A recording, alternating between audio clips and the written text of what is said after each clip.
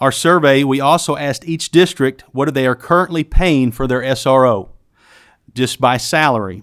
By adding up all of these amounts, the Office of the State School Security Marshal found the total salary budget for currently employed SROs is $30,171,475. There are a few important caveats to this data, and I want to make sure we're clear that the Office of the State School Security Marshal does not set salaries for SROs, nor do we direct or request budgets for SROs.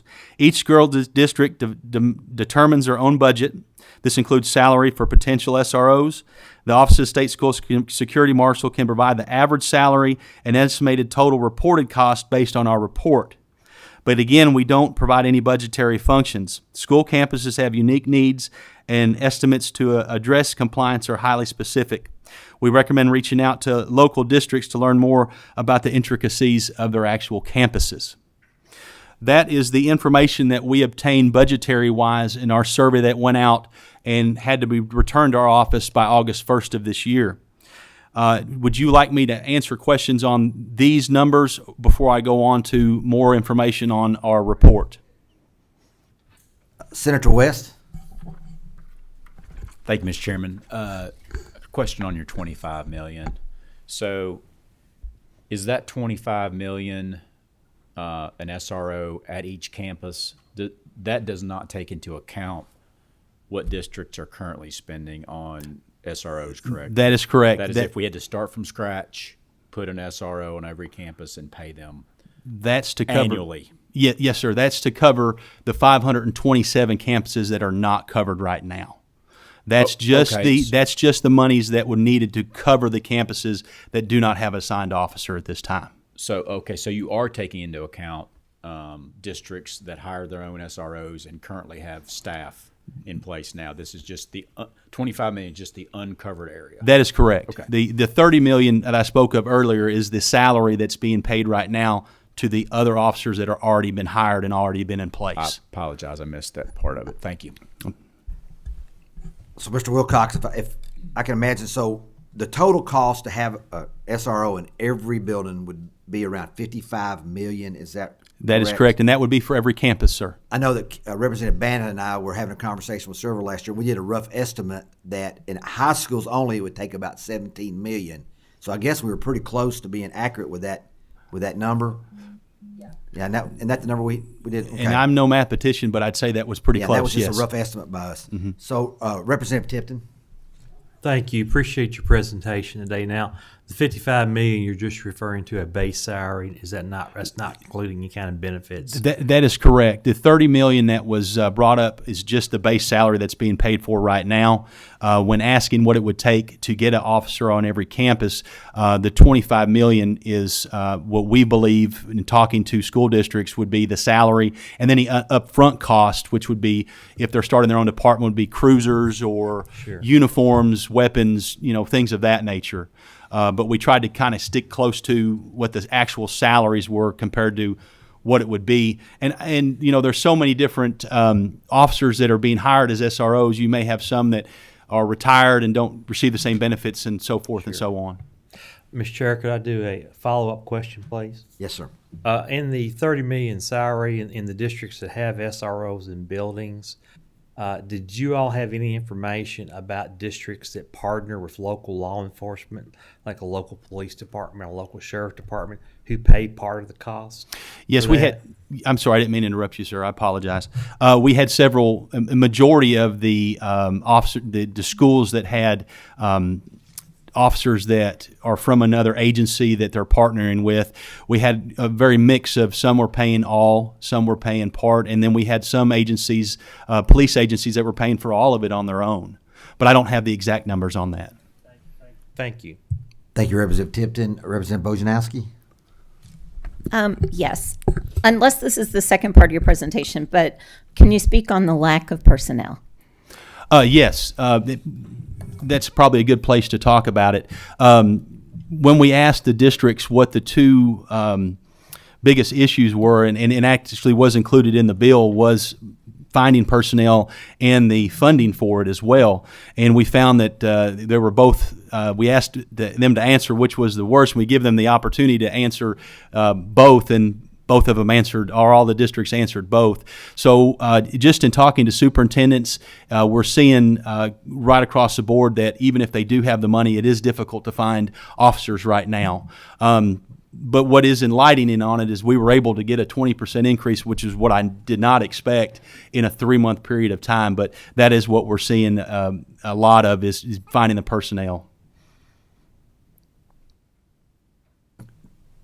To go along with what Representative Bojanowski said, do you see a difference in hiring SROs in metro urban areas as opposed to rural areas? Is there a difference in that in any way, shape, or form? As for the personnel available or finding personnel, I think it's across the board.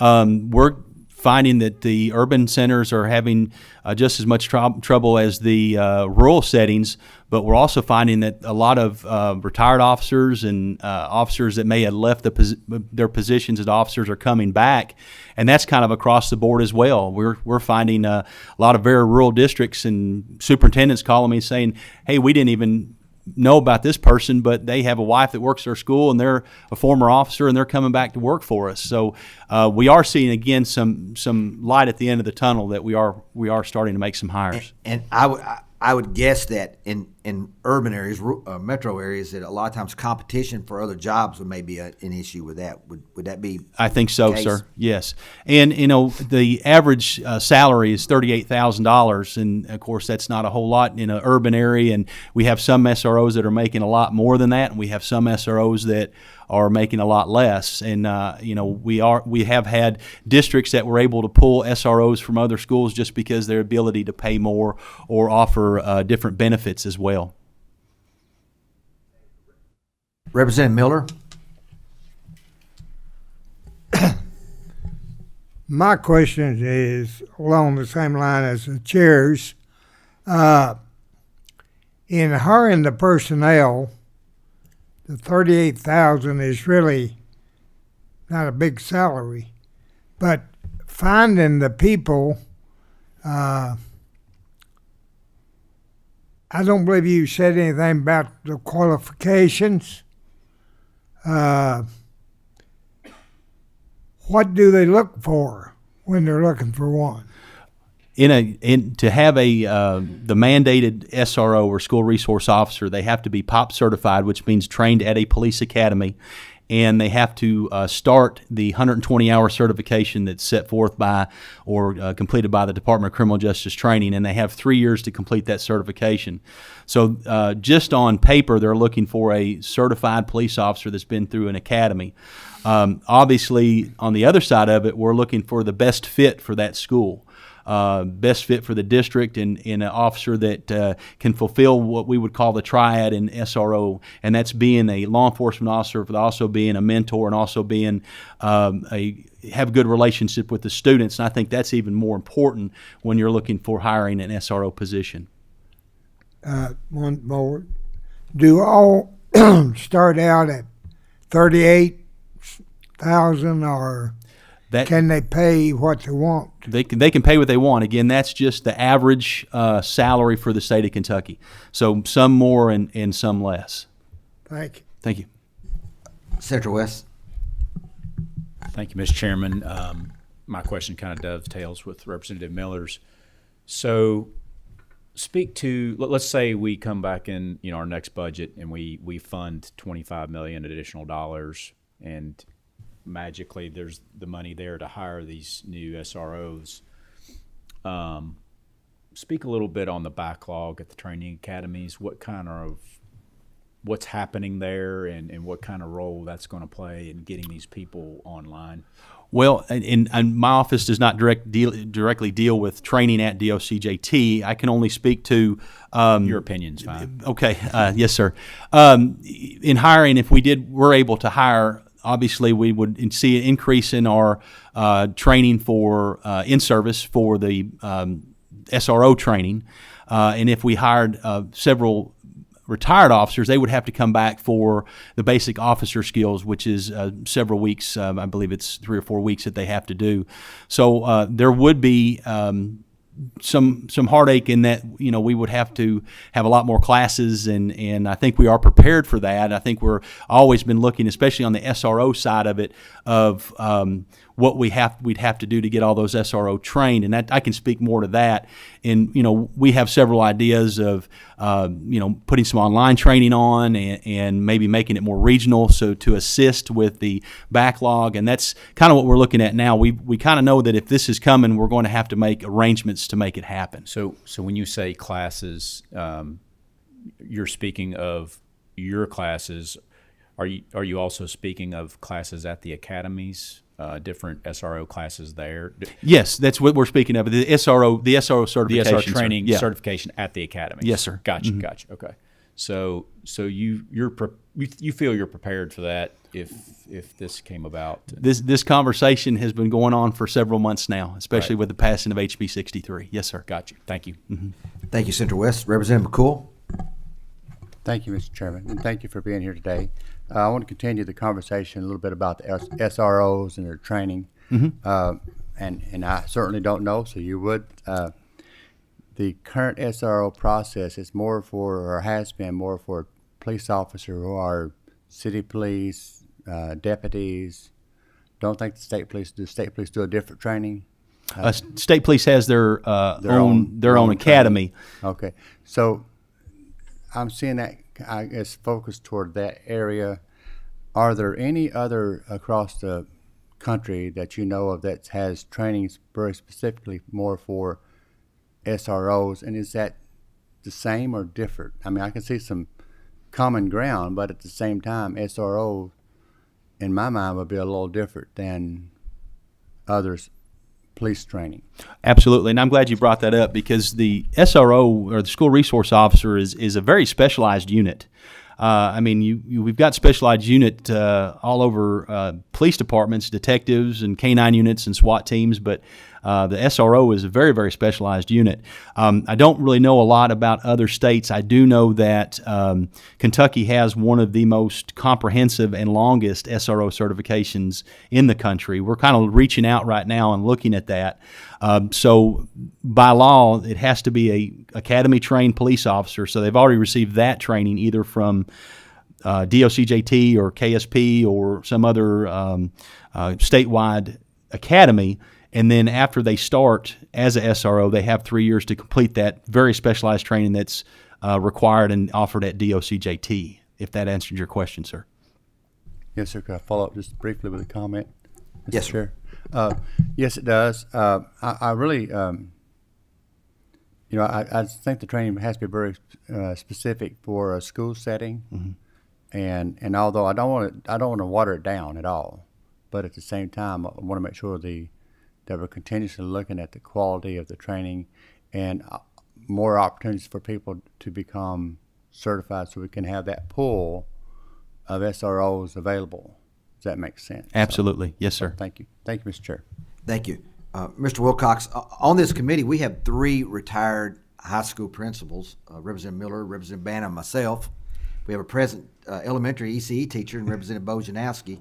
They may or may not agree with me on this, but I think 2 important things for an SRO. You mentioned one of them, and that is the relationship skills. It's very important that person have the skills to deal with the age group that he's in that building with. And it takes a different skill to deal with high school students than it does with elementary students. It takes different abilities to do that. I think another one that oftentimes is not mentioned, and people tiptoe around this issue a little bit, is the physical ability to do the job if you have a crisis.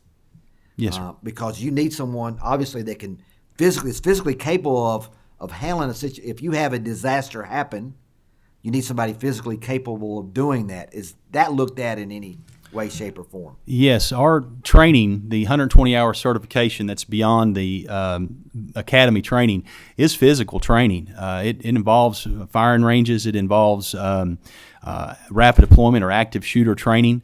Those are all things that are very physical, and for them to be able to be certified in that position, they'd have to be able to complete that particular training. I think that really a lot of SROs, if they come back from another job or a retirement, really look at that training and have to say and make that decision, can I run down a hallway? Can I, Neil, can I do what's necessary for the job? So within that training, it's very physical. Thank you, sir. Representative Banna? So when you're talking about the schools that have SROs, they've made plans, they've budgeted for it, they've made deals with the local police. They're either splitting it or they're footing it. So how many districts have made that sacrifice in their budget? We have 117 districts that are in need of an SRO on a campus. We have 57 districts that actually have all the SROs that they need. That's all their campuses are actually covered. But there's 560 campuses that are completely covered with SROs. But as for the amount of districts, we have 57 that do not need any SROs at this time, but 117 that do have campuses that need SROs. And the ones who do, was it money or personnel? It seemed to be both were right at the same percentage of need is money and personnel. Equally. Okay, I'm struggling with the idea that some districts have made the sacrifice and figured out how to pay for it, and other ones are just throwing up their hands saying, can't pay for it, so sad, we need money. Well, yes, but I don't, we didn't really That's ask. not your fault. I'm just fussing at you. I'm sorry. I appreciate that, ma'am. Thank you. Thank you. You're very welcome. Thank you, Representative Banna. Representative Tipton? Thank you, Mr. Chairman. This question comes from a conversation I had with a sheriff in my district. Now, these employment contracts that for the SROs, do they align with the school year? They're not 12-month employment contracts, or how do they work? That is actually a really mixed bag. We have some school districts that will work with a outside agency, and that outside agency will provide that officer for basically the time of the school year. They'll provide for 180 days or 190 days, depending on training. We have some outside agencies that will provide the officer for the school year, and much like what I did at Montgomery County when I was a SRO, as I worked 12 months. I worked during the school year in the schools, and then during the summer I was on the road. So it just depends on the what's been worked out between the agencies. Okay, and I need to get back with my sheriff. His concern is that there was a gap in their contract with the school year, with school starting earlier, maybe going late. Mm-hmm. So I'll follow up with him on that. But there's nothing that would prevent a law enforcement agency for contracting for a specific amount of time. There's no limitation on they can't go over a certain number of months or anything like that. Not that I'm aware of, and there are several districts in the state that are doing that right now. Thank you. Thank you, Representative Tipton. Representative Bojanowski? Thank you for allowing me to ask. As I was listening and I was reflecting, I did have a question. So, in light of the horrific situation in Uvalde, my question is if there's a single armed SRO on a campus and there is an armed intruder who comes into a building, does that SRO, is he or she directed to engage, or would they wait for backup? The training in the state of Kentucky has always been directed to engage. It's always been to travel towards the gunfire. We train a single officer response. We also train a double officer response and triple officer response. But whenever the shooting starts, we train to go directly towards that shooting, because we know statistically that if someone engages with a shooter, they have stopped killing civilians. They may re-engage with the officer that's engaging them, or they may end the situation themselves. But we know that we have to get someone there immediately, and then that particular tactic has worked in the past. Thank you. That's very reassuring. Yes, ma'am. Okay, Mr. Wilcox, you have more you want to present. Maybe some of the questions got to some of your presentation, but go ahead. Well, I'm very excited. This is the second year that we put out our actual report, and I just wanted to go over some of the things that we do at the Marshal's office and how this report is very positive for the state of Kentucky. If I just have a few minutes to be able to do that, if that's okay. Yes, sir. You got what you need. Thank you. Just as a reminder, the Office of the State School Security Marshal is housed within the Kentucky Department of Criminal Justice Training. We assess facilities on all Kentucky's 173 school districts for compliance with the School Safety and Resiliency Act. Now, I get questions a lot about, well, there's 171 districts. We actually do assessments on the Kentucky School for the Deaf, the Kentucky School for the Blind, and we also do assessments on model laboratory schools as well. We've also added 50 area technology centers working in collaboration with the Kentucky Department of Education to continue to do assessments on those schools as well. So we've added schools in the last year to do assessments on. The Office of the State School Security Marshal includes 15 compliance officers who are assigned with school districts across the Commonwealth, and they assess compliance together with school leadership, school resource officers, school safety coordinators. Our compliance officers are local members of the community who are a trusted resource and vetted to create a stronger, safer place for children to learn. All of our compliance officers are regional, so they have a vested interest and are located near the school. So when we get calls about things, they can be in the building very quickly, if not in a day or two. Safety assessments include reviewing measures such as electronic locking front doors, surveillance, locking classroom doors during instructional time, classroom window coverings, threat assessments per school, emergency operation plans, and various scenarios including fire, severe weather, earthquakes, or building lockdown evacuation routes. Talking about our SRO training, the Department of Criminal Justice Training provides SROs with 120 hours of specialized training in addition to basic law enforcement response. For working in schools, these include mental health awareness classes, skills for working with students with special needs, cultural diversity, and active shooter response. And I do want to highlight that our first SRO class that we conducted, the SRO 1, we hadn't written SRO 2 yet. That's the second stage of training. And when we asked our officers what was needed, we wanted to put in what we needed for SRO 2. We thought it was going to be more active shooter response, more firearms. By and large, all the officers wanted more mental health training. And so that has been really focused on with our SRO training. It seems like we've got officers that really know what they are doing as officers, but really want to have that specialized training for kids, and that's very, very important to us. Of course, a number of tragedies presented by officers' presence and positive relationship with schools cannot be quantified. SRO provide a triad of school safety plans that include mental health providers, access control, and relationships with first responders.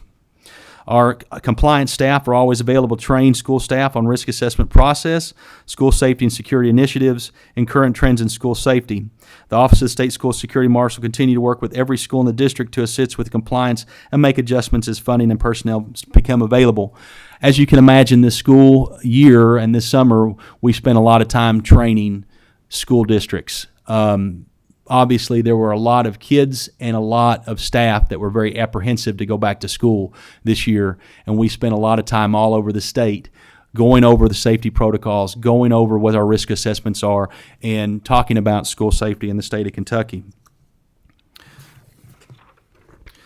What I really wanted to get to was, with all of that, is we are very proud to say that the 2021-2022 school report showed an improvement in all 173 districts in the state.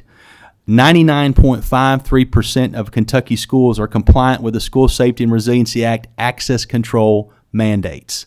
That's locking of doors. That's locking of doors during instructional time. That's entrance into the school, making sure our gatekeepers are vetting people before they come in, and we have a 99.53% compliance rate. We always are pushing for 100 because we have to be at 100, but that's pretty close, and we're very, very proud of our teachers and our staff for that. We have several key recommendations that we were required to put into our report. And those recommendations for the 2022-2023 school year is continued work towards 100% compliance with the School Safety and Resiliency Act, continue to work towards the goal of one mental health professional for every 250 students as funds and personnel become available, fostering a school climate where students and staff understand the importance of access control to exterior doors as well as closing and locking classroom doors during instructional time, and working towards training all front office staff to properly use security features such as electronic locking door, cameras, intercom systems. Staff should also be trained the proper way to check visitors, ensure proper ID is shown, and learn the reason for the visit. And continue to work towards a full-time and certified school resource officer for every campus where one or more buildings are used to deliver instruction to students on a continual basis. Is there any questions that I can ask or answer on the report that came out? We're pretty proud of the report, but we're happy to. Representative Tipton. Thank you. And it may not be part of the act, Do you have any data on the number of schools that do not have the front entry, the vestibule, or the safety glass around there, if you're familiar with what I'm talking about? Yes, we have right at 100% compliance with the actual law when it comes down to the electronically locking doors, cameras, and those natures. We don't have an actual number on vestibules or on any safety glass. What we do in our report is that we'll ask for extra and list extra security measures, but I don't have any numbers on that. Okay. Any other questions right now? Representative Fleming? Yeah, Chairman, I do not have a question about the report. Okay. If you want to Okay. continue on that, and then I can come back to me later. Okay. Or whatever your Any other discussion. questions about the report? Okay. Mr. Wilcox, you have anything else to add, or are you ready for answer more questions? Answer more questions if you've got Okay, anything Representative else. Fleming? Thank you, Mr. Chairman. Thank you for coming and give us a debrief on the SROs. If you could refresh my memory on the training aspect when it comes to mental health issues and making sure that these officers, have an understanding and background and experience about engaging somebody with a mental health challenge. And that could be from suicide to either, or if it has somebody coming on the campus with some type of a weapon. Are you just going over the training that we do with the mental health? Yeah, if you just give me a high perspective, high level of what y'all do in terms of preparing these individuals to understand, because I think it was mentioned a second ago about relationships, and that's very key. So I want to make sure they have some experience, because part of my experience, and this is not in a school system, but it's the same. It can be applied the same way. Is that when a suicide happens, or a gun happens in a particular facility, whatever, and the event has occurred, the law enforcement sometimes don't have the sensitivity, understanding of what's going on, particularly about the victim or the people wrapping around that. And so I wanted to see what background y'all have in terms of helping addressing that. The LMPD in Louisville, I was going through that process and being more sensitive when it comes to those types of situations, because it's a dire situation, as you can imagine. So I just want to see if you can comment on that. Absolutely. And I think what's really important about the SRO training is that, first of all, we don't feel like, as former law enforcement, that we may be the best to train in all aspects. So we bring in the experts to come in and train on those aspects. A majority of the mental health training we receive from counselors and mental health counselors. And I think that that just also shows the importance of an SRO. If an SRO is in the building and fosters those relationships, and this is part of the training, is making relationships and having relationships, especially with folks with special needs or some type of trauma, that the response is different because they know the background of that student. And I think that makes for a much better response from our officers. And if it's specific for the training, it's majority, like I said, is brought in by folks that's what they do for a living, and that's what they're passing the information on. And that was the folks, when we brought those folks in for one in SRO 1, they asked for them back in SRO 2 because they were getting such good information from the source. Megan Martin is one of our instructors. She's a former school counselor and also a mental health professional. She does a lot of our training and does a phenomenal job with it when they come in. So I think that's one of the biggest important parts of our training, is making sure we're bringing in the right people to focus on that training. And it's not just a PowerPoint of, well, when you run into this is what you see. It's actual folks that can bounce questions off of those mental health professionals and get a good response. Yeah, and I appreciate that. I mean, SRRs are not, mental health counselors. I get that, but as long as they recognize and are aware of a particular series of events that's being displayed by individual that say, hey, we need a mental health counselor. That's good. To have that process. One more question, Mr. Chairman. Yes, sir. And that is, for my edification, if something were to happen on a school campus, walk me through the notification process to the SRO to respond to that particular situations, and then if there are other communications or response with other, like a law enforcement outside of the building to come in and to engage in a situation?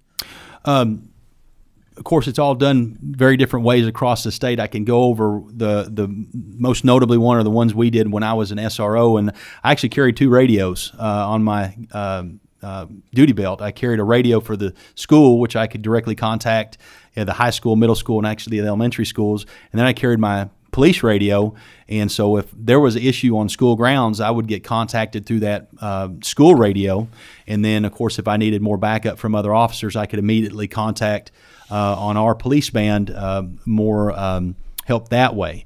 So that tends to be the majority. If you see videos of SROs, a lot of times they'll be carrying 2 radios, and you kind of wonder, well, why do they have 2 radios on? Well, that's because of the communication. And with the technology today, there's even radios that will have both school and law enforcement on those radios. But that tends to be what we see the most communication-wise. And so y'all will be notified by a teacher or another student or the principal and say, hey, we've got something going on. Hopefully that, I'm sure that I know occurs, but I'm just trying to make sure the link of y'all being notified. Y'all might have, sound like you have a good conversation or communication with law enforcement and with each other, but I just want to make sure the information is broad enough and covers much of the spectrum in order for y'all to be notified, which I'm sure there is, but I just want to make sure. Absolutely. And I think, again, having someone on campus really helps, because that empowers folks that if there's an incident that maybe not a critical one right then, they feel like they can come to the SRO, tell them about it, but also they're empowered to make contact no matter what it be. And, of course, if they're on campus, they may see the incident themselves at first, or, they're also be, like you said, contacted by school personnel, principals, assistant principals, coaches, whoever it may be. Yes, sir. All right. Thank you for your response. Thank you, Mr. Chairman. Thank you, Mr. Wilcox. First of all, I want to thank you for being an SRO. Thank you, sir. Because they're invaluable. I was fortunate to work with really good SROs when I was a high school principal, and you can't put the value on a person who understands their role and develops really good, deep relationships with students and teachers and administrators, and thank you for doing that. The strain on schools, as far as school safety is concerned, and the personnel is deep. I know that when I retired, my wife all of a sudden said, "Man, you sleep really good now," and she said, "Well, how come you're sleeping so much better now?" And I said, "Well, scenarios would go through my mind about what a person who wanted to do harm to students could do, and all the different scenarios, and think about those at night when I really should have been trying to sleep and I couldn't." And so I understand the strain and the stress that our administrators and our teachers and our students now, because students are much more worried about this now than before, because there's been so many cases of it happen throughout the country. And thank you for what you do. Thank you for what you're doing in this role, which we truly appreciate it. Anything we can do to help, because I think you could tell by the dialogue we've had in here, because we don't have a lot of members in here right now, but the dialogue we've had is an indication that this is weighing on our minds. What's going on in schools is weighing on our minds. And before we finish, I think Representative McCool wants to ask another question. Can I do that, Mr. Chair? Thank you so much. And you touched on this earlier about your SROs are trained to go toward the shooting. Sometimes there's some confusion about who's in charge. So in your training, is the SRO in charge until somebody else comes and relieves them so they can make decisions and go forward? Or are they waiting for somebody, at headquarters to tell them what to do? In our training, and of course I don't do this training anymore full time, but whoever shows up on that scene is the people that are going to be going to that gunfire. I'll give an example that when we first started training active shooter training, the training said if you were SRO to come out of the building and wait for 4 more people to go in and do a diamond formation. Well, we learned real quick that that's too many people getting killed during that time. And when I asked the instructor, I was 22 years old, he said, "Yeah, you need to." I said, "No, I think I'm going to tell my people if they're coming into that school, come towards the gunfire, because I'm going to be involved." And that's what we train. And we've had several incidents in the state where whoever was on first and knew the situation the best maintained that command. And I've watched, guys that are lieutenants and captains come in and talk to a private or a sergeant that was pointing them in the right direction because they were there on the ground and knew what was going on. So that's always something that we talk about is if happens, who's in charge?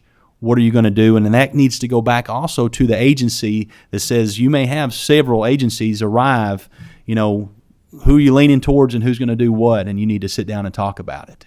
And that's in our training as well. Thank you. I think it's very important because time is very critical, and certainly you can't. If you're waiting on communications back from the headquarters, that could be minutes or doesn't matter. But during that time frame, it's very important. Thank you, Mr. Chair. Thank you, Representative McCool. Thank you, Mr. Wilcox. We really appreciate what you're doing, and anything we can provide you, please stay in touch with us. Thank you very much. Thank you very much. At this time, if we could, let's go ahead and make a motion to accept the minutes of the previous meeting. We got a motion, a second. All in favor say aye. Our next meeting will be held on October 19th, 2022. Chairman Tipton is scheduled to chair that meeting. And now